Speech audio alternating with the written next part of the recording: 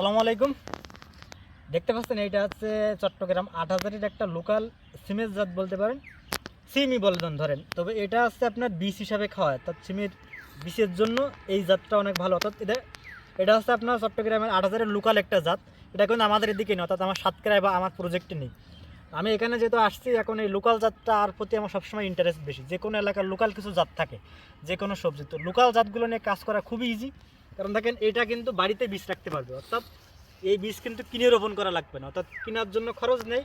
এমনকি আপনার আবহাওয়ার সঙ্গে লোকাল যেগুলো খুবই ভালো হয়, যে কোনো জায়গায় দেখা যাচ্ছে আমি এখান থেকে জাতটা কালেকশন করবো ইনশাল্লাহ, আমার এখানে এটা ভালো হবে। কারণ লোকালগুলো আপনার জেনেটিক্যালি মডিফাই করেন, অর্থাৎ হাইব্রিডের মতো কোনো ল্যাবে আপনার এটা মডিফাই করা নেই। অর্থাৎ লোকাল আপনি যে কোনো দেশেরটা আপনার এখানে যদি লাগাইতে পারেন, তাহলে ইনশাল্লাহ ইজিলি আপনার আবহাওয়ার লাগে যে টেম্পারেচারের খুব একটা সমস্যা নয়, তাহলে হবে। তো এটা বাংলাদেশ, আমাদের এখানে ইজিলি হওয়ার সম্ভাবনা আছে।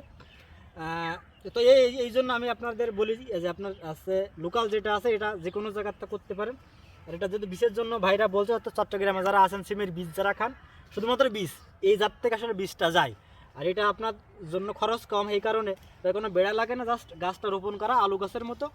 আপনার এইখান থেকে সিম হবে, যদিও এই গাছ এর বেশি আর বড় হবে না। তো বাড়ির কাছ থেকে যতটুকু জানলাম, একটা গাছে ২৫০ থেকে ৩০০ গ্রাম সে বীজ হয় আর কি, মানে খাওয়ার জন্য। এটা আপনি চাইলে নিজেরা বীজ রাখতে পারবেন। এই তো লোকাল জাতগুলো নিয়ে আপনারা কাজ করার সবসময় চেষ্টা করবেন, এটা আপনাদের জন্য ভালো হয়।